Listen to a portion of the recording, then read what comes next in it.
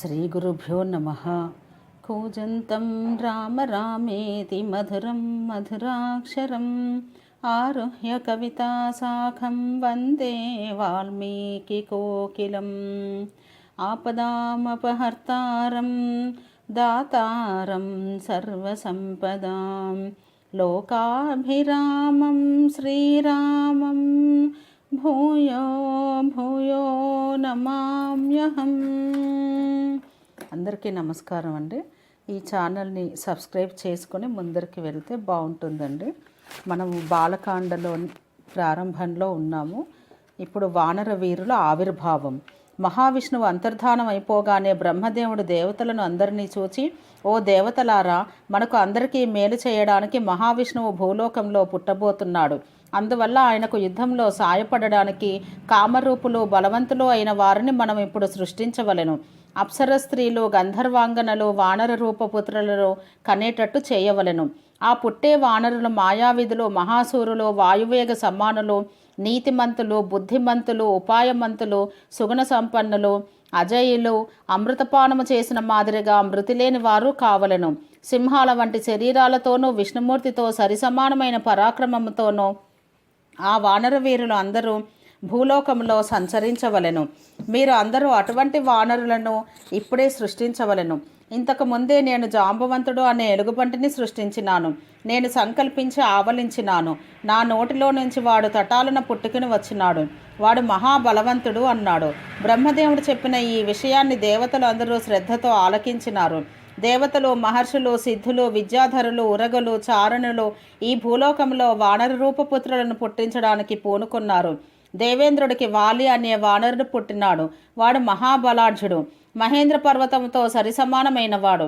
ఈ జగత్తునంతా తాపమెత్తించే సూర్యుడికి సుగ్రీవుడు పుట్టినాడు. బృహస్పతికి తారుడు అనే వానరుడు పుట్టినాడు. ఆ తారుడు మహాబుద్ధిమంతుడు. వాడి అంతటి ఉత్తముడు వానరులలో మరి ఒకడు లేడు. కుబేరుడికి నీలుడును, అశ్విని దేవతలకు మైంద ద్వివిధులు, వరుణుడికి సుషేనుడును, పర్జన్యుడికి శరభుడును వానరపుత్రులుగా పుట్టినారు. వాయుదేవుడికి హనుమంతుడు అనే వానరుడు పుట్టినాడు. వాడు అతి కాంతిమంతుడు, అమిత వీర్యవంతుడు. వాడి దేహము వజ్రము మాదిరిగా అభేద్యము.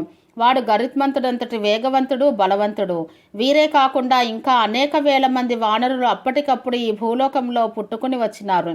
దేవతలు, ఋషులు మొదలైన వారు అందరూ ఎలుగుబంట్ల రూపాలతో కొందరు, కొండముచ్చు రూపాలతో కొందరు, ఆవు తోకలంత తోకలతో కొందరు అవతరించినారు. వారు అందరూ అప్రమేయ బలులు, వీరులు, విక్రాంతులు, మేరుమందర పర్వత సమానులు, దృఢ శరీరులు, కామరూపులు. ఏ ఏ దేవతలకు పుట్టినారో వారి వారి రూపాలతో, వారి వారి చిహ్నాలతో, వారి వారి పరాక్రమంతో రావణ వధాశక్తులు అయి తిరగసాగినారు. ఆ వానరులు అందరూ అప్సరసులకు, గంధర్వాంగనలకు, నాగకన్యలకు, విద్యాధర స్త్రీలకు జన్మించినారు. వారు అందరూ మహాకాయులు, కామరూపులు, సర్వాస్త్ర శస్త్రకోవిదులు. దర్పానికి వారు అందరూ సింహాల వంటి వారు. బలానికి వారు అందరూ పెద్ద పులుల వంటి వారు. పెద్ద పెద్ద రాళ్ళు రువ్వడంలోనూ, చెట్ల కొమ్మలు పెద్ద పెద్ద వాటితో కొట్టడంలోనూ వారందరూ ఆరితేరిన యోధులు. తమ తమ గోళ్లను, కోరలను ఆయుధాలుగా ఉపయోగించగలరు. తమ తమ పాదాలతో ఈ భూమిని బద్దలు కొట్టగలరు. పెద్ద పెద్ద కొండలను కదిలించి అవతల పడవేయగలరు. మహోన్నత వృక్షాలను కూకటి వేళ్లతో పెళ్లగించి పారవేయగలరు. వేగముగా పరుగులెత్తే మహాసముద్రాన్ని క్షోభ పెట్టగలరు. అంతరిక్షమునకు ఎగిరి అటు మేఘాలను పట్టుకోగలరు, ఇటు సముద్రాలను దాటిపోగలరు. మదము ఎక్కి మహారణ్య సానువులలో చెలరేగి పరుగులెత్తే ఏనుగులను సైతం అటకాయించగలరు. కేకలు వేసి పెద్ద పెద్ద పక్షులను బెదరకొట్టగలరు. అటువంటి పరాక్రమంతో పుట్టిన ఆ వానరులు అందరూ గుంపులు గుంపులుగా బయలుదేరి వృక్షవంతము మొదలైన పర్వతాల మీదను, సాంద్రారణ్యాలలోనూ నివాసం పెట్టుకున్నారు. వాలి మొదలైన వానర ముఖ్యులకు వారి అంతటి పరాక్రమవంతులైన పుత్రులు పుట్టినారు. వానరులు అందరూ అన్నదమ్ములైన వాలి సుగ్రీవులను, నలుణ్ణి, నీలుణ్ణి, హనుమంతుణ్ణి సేనానాయకులుగా ఎన్నుకొన్నారు. ఆ వానరులలో ప్రతివాడు గరుత్మంతుడంతటి బలవంతుడు, అంతటి వేగవంతుడు, ప్రతివాడు యుద్ధ విశారదుడు. వారు అందరూ ఆయా ప్రాంతాలలో సింహసార్ధుల మహోరగాలను మర్దిస్తూ తిరగసాగినారు. మహాబాహువు, మహాపరాక్రమశాలి అయిన వాలి వారికందరికీ రాజు అయినాడు.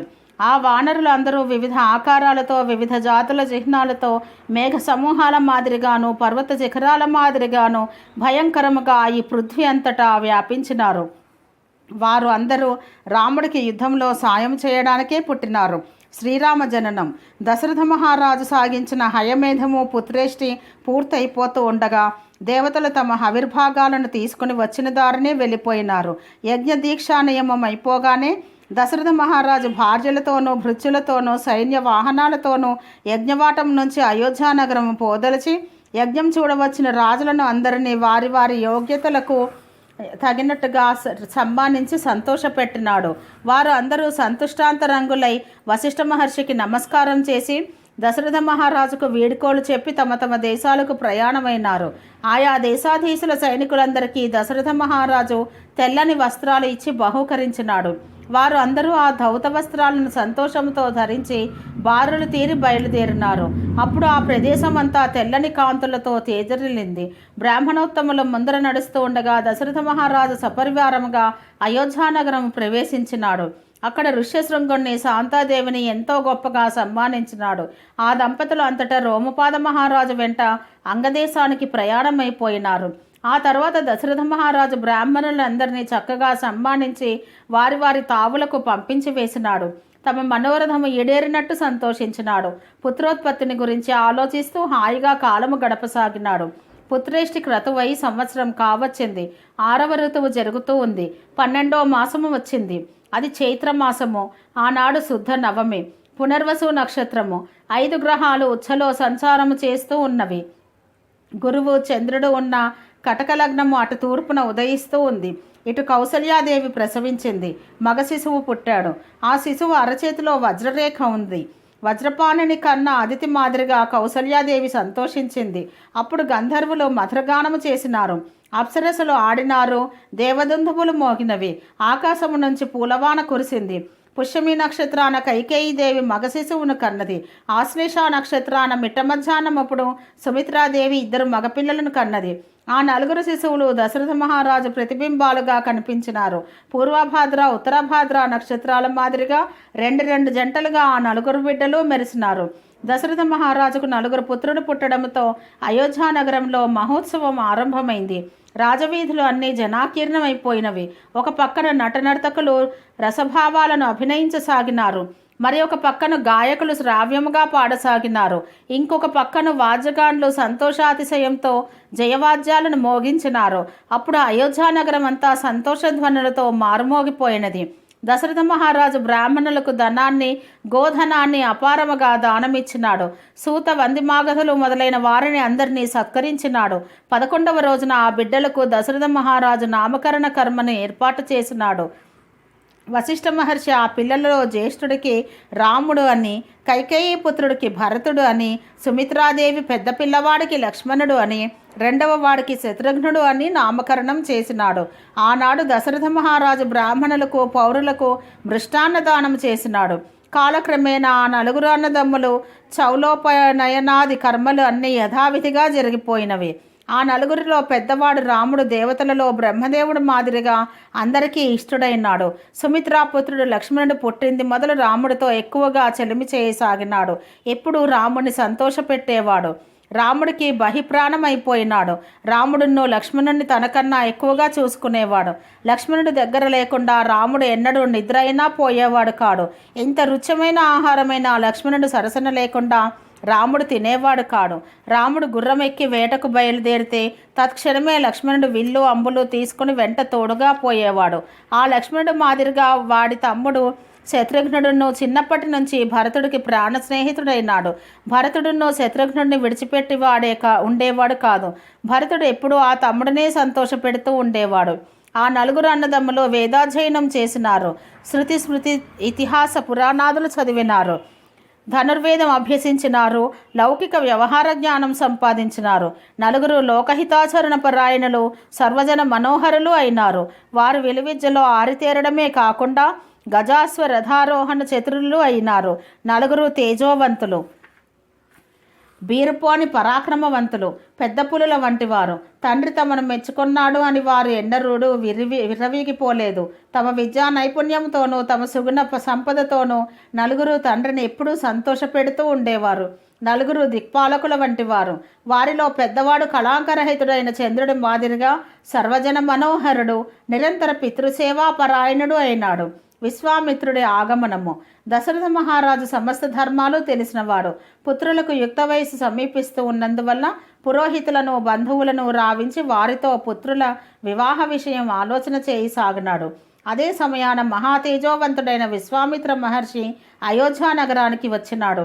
దశరథ మహారాజును చూడదలిచి ద్వారాధ్యక్షులతో, ఓ ద్వారపాలకులారా, మీరు మహారాజు వద్దకు పోయి గాధిపుత్రుడు విశ్వామిత్రుడు వచ్చినాడు అని మిమ్మల్ని చూడవలెను అనుకుంటున్నాడని చెప్పవలెను అన్నాడు.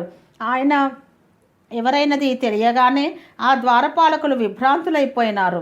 వారు తక్షణమే రాజభవనంలోకి పోయి తమ ఏలికను చూచి, మహారాజా, విశ్వామిత్ర మహర్షి తమను చూడవలసి వచ్చి ఉన్నారు అన్నారు. బ్రహ్మదేవుడికి ఎదుర్కోలు చెప్పడానికి పోయే దేవేంద్రుడి మాదిరిగా దశరథ మహారాజు పురోహితులు మొదలైన వారితో విశ్వామిత్ర మహర్షికి ఎదురకుండా పోయినాడు. తపోదీప్తులతో తేజరిల్లుతూ తీక్షణ దీక్షలో ఉన్న విశ్వామిత్ర మహర్షిని చూచినాడు. దశరథ మహారాజు దేహము పులకలెత్తింది. నమస్కారము చేసినాడు. పురోహితుడి చేత అర్ఘ్యము పాద్యము ఇప్పించినాడు.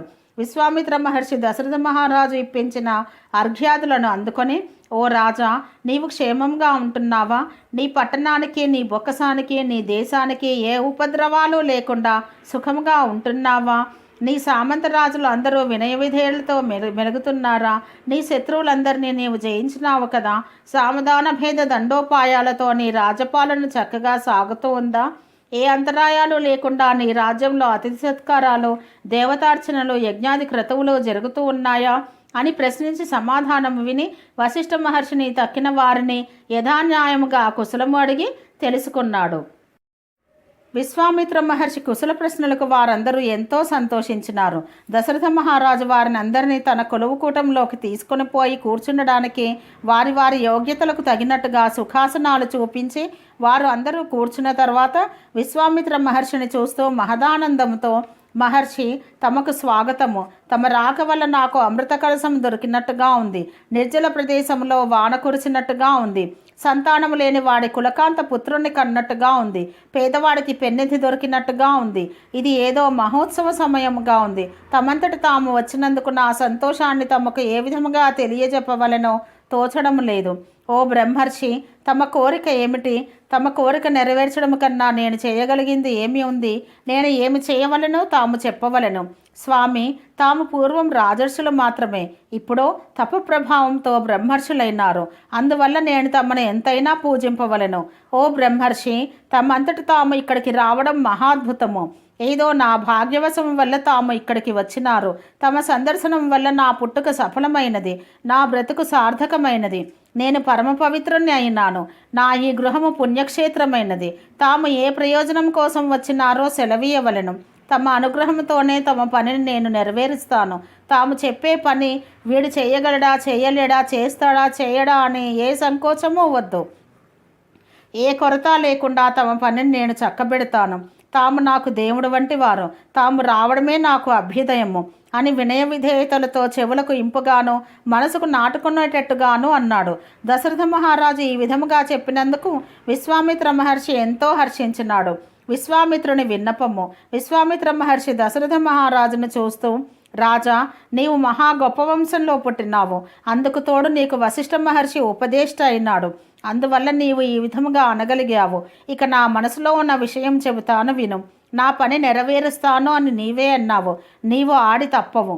కాబట్టి నా పని నెరవేర్చి సత్యసంధుడవు అనే పేరు నీవు నిలుపుకోవలెను. నేను ఒక ఫలసిద్ధి కోసం ఇప్పుడు ఒక యజ్ఞం చేస్తూ ఉన్నాను. 2 రాక్షసులు వచ్చి నా యజ్ఞాన్ని విఘ్నం చేస్తూ ఉన్నారు. వారిద్దరూ కామరూపులు, వీర్యవంతులు, అస్త్ర విద్యలో ఆరితేరిన వారు. వారిని మారీచ సుబాహులు అంటారు. నేను యజ్ఞం సమాప్తం చేయబోయేటప్పుడు వారు నా యజ్ఞవేదిక మీద మాంసం ముద్దలతో నెత్తురువాను కురిపిస్తూ ఉంటారు. అందువల్ల నా యజ్ఞము పదే పదే విఘ్నమైపోతూ ఉంది. నా శ్రమ అంతా వృధా అయిపోతూ ఉంది. నేను యజ్ఞదీక్షలో ఉండబట్టి వారిని శపించకూడదు. నిరుత్సాహపడిపోయి యజ్ఞవాటిక వదిలిపెట్టి ఇక్కడికి వచ్చినాను.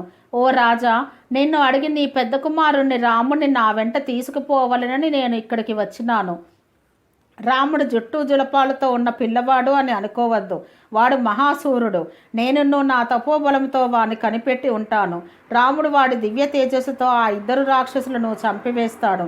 నీవు నీ కుమారుడి శక్తి గురించి ఎంత మాత్రమూ సంశయించవద్దు. నీ పిల్లవాడు ఎదుట ఆ మారీచ సుబాహులు ఇద్దరూ నిలవలేరు. రఘువంశంలో పుట్టిన నీ కుమారుడు రాముడు తప్ప మరి ఒకరు ఎవరూ వారిని చంపివేయలేరు. ఆ ఇద్దరు రాక్షసులను వీర్యవంతులము అనే గర్వము బాగా ఉంది. అయితే వారు పాపాత్ములు కాబట్టి కాలపాస వసంగతులు కాక మానరు. రాముడి పరాక్రమానికి వారు ఈషన్మాత్రమూ చాలరు. నేను ఈ పిల్లవాడికి అనేక విద్యలు ఉపదేశిస్తాను. ముల్లోకాలకెల్లా ప్రసిద్ధికెక్కేటట్టు చేస్తాను. రాజా, నీకు ఏ సందేహమూ వద్దు. రాముని గురించి నీవు పుత్రస్నేహంతో ఆలోచించవద్దు. నేను ప్రతిజ్ఞ చేసి చెబుతున్నాను, నీ కొడుకు రాముడు ఆ ఇద్దరు రాక్షసులను సంహారం చేసి వేస్తాడు. నా మాట నమ్ము. రాముడి సత్యపరాక్రమాన్ని మహత్యాన్ని నేను ఎరుగుదును. ఈ వశిష్ఠ మహర్షి ఎరుగును. ఇంకా ఈ తాపసులు అందరూ ఎరుగుదురు. ఓ రాజా, రాముని నా వెంట పంపిస్తే నీకు సమస్త ధర్మలాభాలు సమకూరుతవి. నీ యశస్సు శాశ్వతంగా నిలిచిపోతుంది. నీకు ఏమైనా సంశయము ఉంటే ఈ వశిష్ఠ మహర్షితోనూ ఈ తాపసులతోనూ ఈ మంత్రి సత్తములతోనూ సంప్రదించు.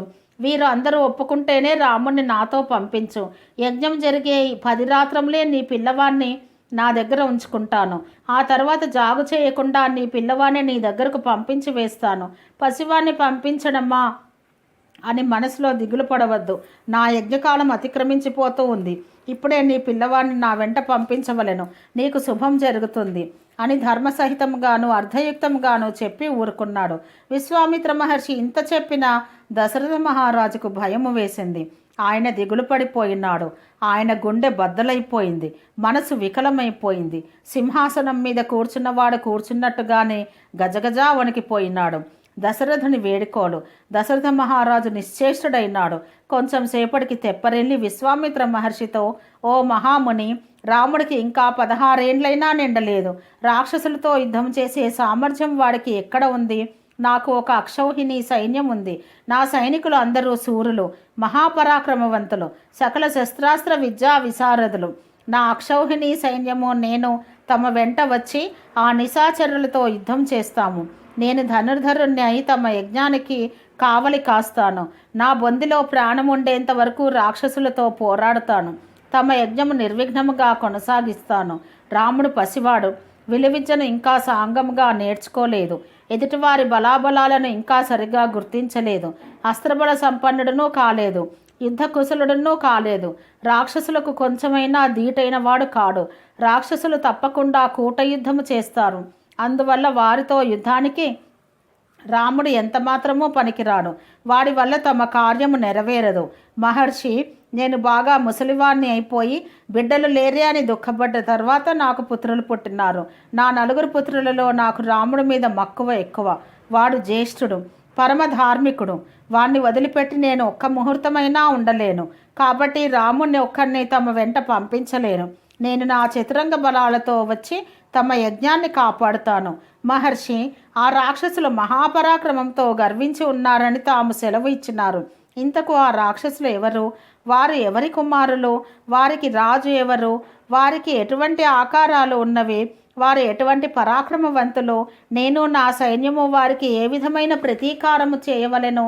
వారితో యుద్ధం చేయడానికి మేము ఎటువంటి వ్యూహము పన్నవలెను? అన్నీ తామే చెప్పవలెను అని దశరథ మహారాజు అన్నాడు. విశ్వామిత్ర మహర్షి, ఓ రాజా, పులస్య మహర్షి వంశంలో రాక్షసుడు ఒకడు పుట్టినాడు. వాడి పేరు రావణుడు. వాడు మహాబలవంతుడు, అమిత వీర్యవంతుడు. వాడు తీవ్రముగా తపస్సు చేసి బ్రహ్మదేవుణ్ణి మెప్పించినాడు. అనేక వరాలు సంపాదించినాడు. అనేక మంది రాక్షసులు వాడి చుట్టూ చేరినారు. వాడు ఆ రాక్షసులందరికీ రాజైనాడు. వాని గురించి నీవు విని ఉంటావు. వాడు ఎవరో కాదు, విశ్రవసు మహర్షి 2వ పుత్రుడు, కుబేరుడికి సాక్షాత్తు తమ్ముడు. ఇప్పుడు వాడు ముల్లోకాల వారిని నానా బాధలు పెడుతూ ఉన్నాడు. అయితే నా యజ్ఞవాటికకు వాడు స్వయంగా రావడం లేదు. మారీచ సుబాహులను పురికొల్పి నా మీదకు పంపిస్తూ ఉన్నాడు. వాళ్ళు వచ్చి నా యజ్ఞాన్ని పాడు చేస్తూ ఉన్నారు అని చెప్పినాడు. దశరథ మహారాజు, ఓ మహర్షి, ఆ రావణాసురుడితో యుద్ధం చేసే సామర్థ్యము నాకే లేదు. తాము ధర్మజ్ఞులు, నాకు గురువులు, దేవుడు వంటి వారు. మందభాగ్యునైన నన్ను, నా కుమారుణ్ణి తాము అనుగ్రహించవలెను.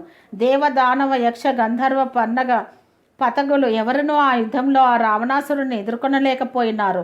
యుద్ధంలో వాడు మహావీర్యవంతుల వీర్యాన్ని ఆకర్షించి వేస్తాడు. నేను నా చతురంగ బలాలు ఏకమైన వాడితో కానీ వాడి సైన్యంతో కానీ పోరాడలేము.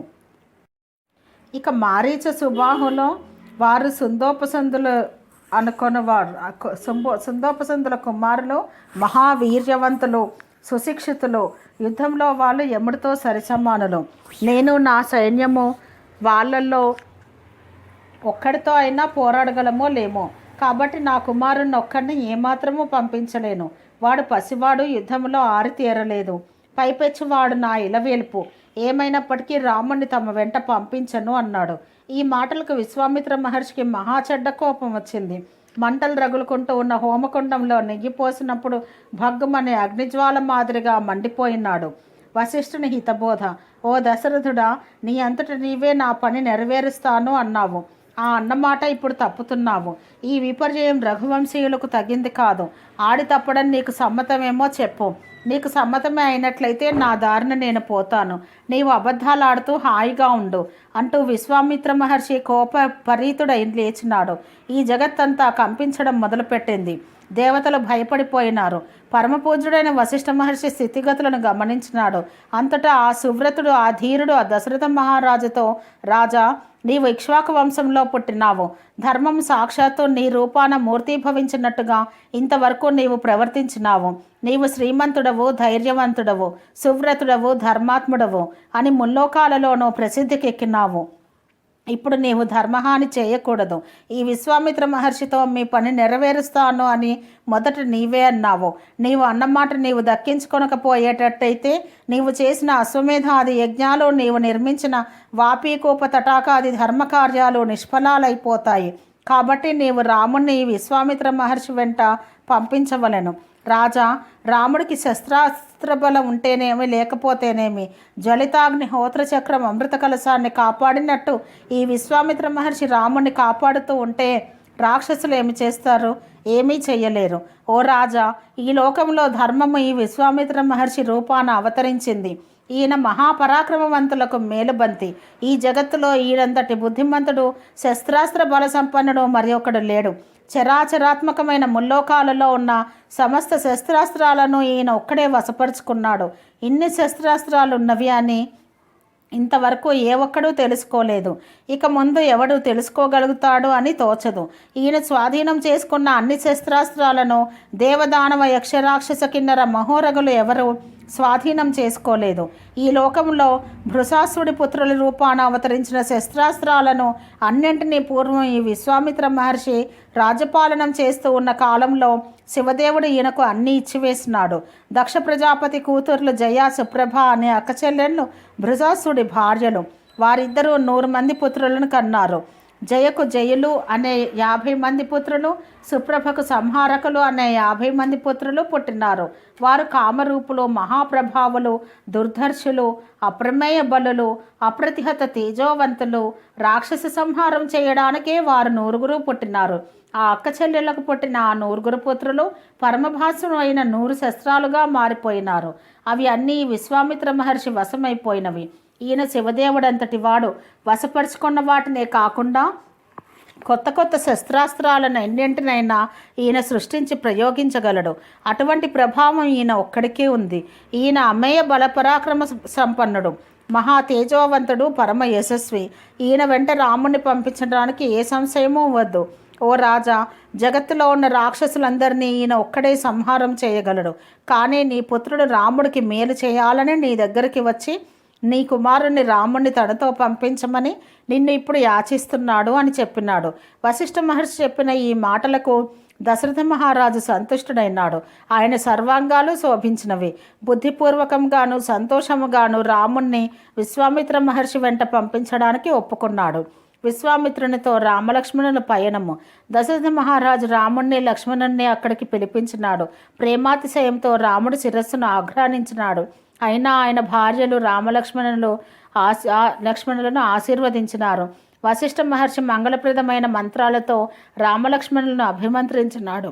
మహదానందంతో ఆ అన్నదమ్ములను దశరథ మహారాజు విశ్వామిత్ర మహర్షికి అప్పగించినాడు. ఆ సమయాన దుమ్ము ధూళి రేగకుండా చల్లని గాలి వీచింది. దేవదుందుబులు మోగినవి. పూలవాన కురిసింది. రాజభవనంలో నుంచి శంఖాలు పూరించినారు. దిక్కులు పిక్కటిల్లిపోయేటట్టు భేరులు మోగినవి. విశ్వామిత్ర మహర్షి ముందు నడిచినాడు. ఆయన వెనుక ధనుర్ధరుడై రాముడు, అతని పక్కన చక్కని గిరిజాల జుట్టుతో విల్లు పట్టుకుని లక్ష్మణుడు నడిచినారు. ఆ సుందరాకారులు మణికట్లకు వేళ్లకు ఉడుముతోలు కవచాలు తొడుక్కొని చక్కగా అలంకరించుకొని భుజాల మీద నుంచి ధనుస్సులు నడుములతో కత్తులు వేలాడుతూ దివ్యకాంతులు విరజిమ్ముతూ విశ్వామిత్ర మహర్షి వెనుక నడుస్తూ ఉంటే అగ్నిహోత్రోద్భవులైన స్కంద విశాఖలు చింతించనలవి కాని శివదేవుని వెంట సాగిపోయినట్టుగా తోచినారు. ఆ కాంతిమంతులు అనల్ప రూపాలతో విశ్వామిత్ర మహర్షి వెంట నడుస్తూ ఉంటే బ్రహ్మదేవుడి వెంట దశ దిశలు శోభిస్తూ నడిచే అశ్వినీ దేవతల మాదిరిగా తోచినారు. ఆ అన్నదమ్ములు రెండేసి అంబుల పొదలతో నడుస్తూ ఉంటే మూడు తలల పాములు రెండు పడగలు విప్పి ఆడుతూ పాడుతూ ఉన్నట్టుగా తోచినారు. వారు ముగ్గురు 1.5 యోజనముల దూరం నడిచినారు. సరయూ నది దక్షిణ తీరం చేరినారు. విశ్వామిత్ర మహర్షి మధుర స్వరంతో, రామ, ఆలస్యం చేయవద్దు. నీవు ఇప్పుడు ఈ నదిలో ఆచమించవలను. సమస్త మంత్రాలకును మూలాధారాలైన బల అతిబల అనే 2 మంత్రాలు ఇప్పుడు నీకు ఉపదేశం చేయదలుచున్నాను. ఈ మంత్రాల ప్రభావం వల్ల నీకిక ఎన్నడూ అలసట అనేది ఉండదు. ఏ వ్యాధి నిన్ను అంటదు. నీవు నిద్రపోతూ ఉన్నా, ఏమరపాటున ఉన్నా నిన్ను రాక్షసులు ఎదిరించలేరు. నాయన, నీవు దారిన పోతూ ఈ మంత్రాలను జపం చేస్తే నీకు ఆకలి వేయదు, దాహము వేయదు. ఈ మంత్రాల అనుష్ఠానం వల్ల బాహుబలంలో నియంతటివాడు ఈ పృథ్వీలో మరొకడు ఉండడు. అంతేకాదు, సామర్థ్యంలో, సౌందర్యంలో, బుద్ధి కుశలతలో, కార్యకార్య నిశ్చయ జ్ఞానంలో, వాద ప్రతివాదాలలో, ఉత్తర ప్రత్యుత్తరాలలో నీతో సరిసమానమైన వాడు ముల్లోకాలలోనూ మరొకడు ఉండడు. ఓ రామ, బల అతిబల అనే ఈ 2 విద్యలు సమస్త మంత్రాలకే కాదు, సమస్త జ్ఞానానికి తల్లుల వంటివి. మహా తేజోవంతమైన ఈ 2 మంత్రాలను బ్రహ్మదేవుడు సృష్టించినాడు. నేను నా తపోబలముతో సంపాదించినాను. ఈ 2 విద్యలు అభ్యసించడానికి నీవు తగిన వాడవు. అందువల్ల నీకు ఉపదేశం చేయ నిశ్చయించుకున్నాను. నీవు ఈ 2 మంత్రాలను చక్కగా జపం చేయవలను. ఈ 2 నీకు అనేక విధాల ఉపయోగపడుతవి. వీటి వల్ల నీవు మహాయశస్వి అవుతావు అన్నాడు. రాముడు సంతోషంతో సరయూ నదిలో ఆచమించి శుచి అయినాడు. అప్పుడు విశ్వామిత్ర మహర్షి ఆ 2 మంత్రాలను రాముడికి ఉపదేశం చేసినాడు. మంత్రోపదేశమైన రాముడు సహస్ర కిరణాలతో ధగధగలాడే శరత్కాల సూర్యుడి మాదిరిగా గోచరించినాడు. ఆ సాయంకాలం గురువందనాధికాలు అయిపోయిన తర్వాత ఆ రాత్రి పడుకునేటందుకు రామలక్ష్మణులు దగ్గరగా గడ్డితో పరుపులను అమర్చినారు. విశ్వామిత్ర మహర్షి సవిలాసముగా వారికి పుణ్యకథలు చెప్పసాగినాడు. ఆ రాత్రి వారు ముగ్గురు సరయూ నది దక్షిణ తీరాన హాయిగా నిద్రపోయినారు. అంగదేశము తెల్లవారబోతూ ఉంది. ఆ గడ్డి పరుపుల మీద పడుకున్న రామలక్ష్మణులు ఇంకా నిద్రలేవలేదు. విశ్వామిత్ర మహర్షి వారిని చూచి, రామ, తొలిసంధి అయింది, నిద్ర లేవవలను. నిత్యకర్మానుష్ఠానానికి వేళ మించిపోయింది అంటూ మేలుకొల్పినాడు. రామలక్ష్మణులు నిద్రలేచి కాల్యాలు ముగించుకొని స్నానం చేసి ఆచమించి అర్ఘ్యం ఇచ్చి గాయత్రీ జపం చేసి ప్రాతకాలాహ్నికములన్నింటినీ ముగించుకొని ప్రయాణానికి సంసిద్ధులై విశ్వామిత్ర మహర్షికి నమస్కారం చేసినారు. విశ్వామిత్ర మహర్షి వెంట రామలక్ష్మణులు నడిచినారు. సరయూ నది గంగానదిలో సంగమించే చోటుకి పోయినారు. పరమపావనమైన గంగానదిని సందర్శించినారు. ఆ అన్నదమ్ములు ఆ ప్రాంతంలో ఒక పుణ్యాశ్రమ పదం చూచినారు. అది అతి ప్రాచీనమైన ఆశ్రమ పదముగా వారికి తోచింది. రాముడు మహోత్సాహంతో, మహాత్మా, ఎవరిది ఈ పుణ్యాశ్రమము? ఇక్కడ ఏ మహానుభావుడు ఉంటున్నాడు అని కుతూహలంతో ప్రశ్నించినాడు. విశ్వామిత్ర మహర్షి మందహాసము చేస్తూ, ఈ పుణ్యాశ్రమం ఎవరిదో చెబుతాను విను. శివుడు పార్వతిని పెండ్లి ఆడక పూర్వము ప్రమథగణాలతో ఇక్కడికి వచ్చినాడు. దృఢ నిశ్చయంతో స్థానురూపాన సమాధిలో ఉండి తపస్సు చేయసాగినాడు. అప్పుడు మన్మధుడు దుర్బుద్ధితో ఇక్కడికి వచ్చినాడు. ఆయన తపస్సు చెడగొట్టబోయినాడు. అంతట శివునికి కోపం వచ్చింది. హూంకరించి కన్ను తెరిచినాడు. రౌద్రంతో చూచినాడు. మన్మధుడి శరీరం అంతా దగ్ధమైపోయింది. క్షణలేశంలో వాడు భస్మమైపోయినాడు. ఆ విధముగా మన్మధుడి సర్వాంగాలు భస్మమైపోయినందున అప్పటి నుండి వాడు అనంగుడు అయినాడు. ఈ చోట మన్మథుడు తన అంగాలనన్నింటినీ కోల్పోయినాడు కనుక ఈ ప్రాంతాన్ని అప్పటి నుంచి అంగదేశము అంటున్నారు. ఇది చాలా శ్రీమంతమైన దేశము. ఈ ఆశ్రమ పదం ఆ పరమశివుడిది.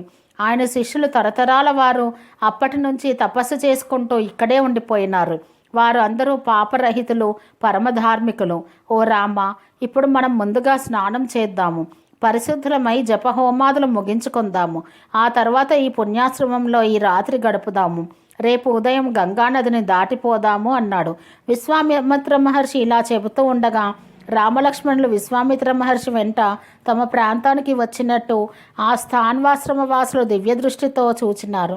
పులకాంకితులైనారు, పరమానంద భరితులైనారు. వారు పోయి విశ్వామిత్ర మహర్షిని రామలక్ష్మణులను దర్శనం చేసినారు. విశ్వామిత్ర మహర్షికి అర్ఘ్యపాద్యాదులు ఇచ్చి ఆతిథ్యం సమర్పించినారు. ఆ తర్వాత రామలక్ష్మణులకు వారు అతిథి సత్కారాలు చేసినారు. రామలక్ష్మణ విశ్వామిత్రులు వారిని ఎంతో కొనియాడినారు. ఆ ఆశ్రమవాసులతో విశ్వామిత్ర మహర్షి పుణ్యకథా ప్రసంగం చేస్తూ ఉండగా మలిసంది అయింది. అంతట వారు సమాహిత మనస్కులై జపతపాదులు చేసినారు. ఆ సువ్రతులు ఆ తర్వాత రామలక్ష్మణ విశ్వామిత్రులను తమ స్థాన్వాశ్రమ పదానికి తీసుకొని పోయినారు. ఆ రాత్రి విశ్వామిత్ర మహర్షి అతి మనోహరమైన పుణ్యకథలు చెప్పి రామలక్ష్మణులను రంజింపచేసినాడు. ఆ రాత్రి ముగ్గురు ఆ ఆశ్రమంలో సుఖంగా గడిపినారు. ఓం సహనావతు సహనౌ భునత్తు సహ వీర్యం కరవావహై తేజస్వినావతీతమస్తు మా విద్విషావహై. ఓం శాంతి శాంతి శాంతి.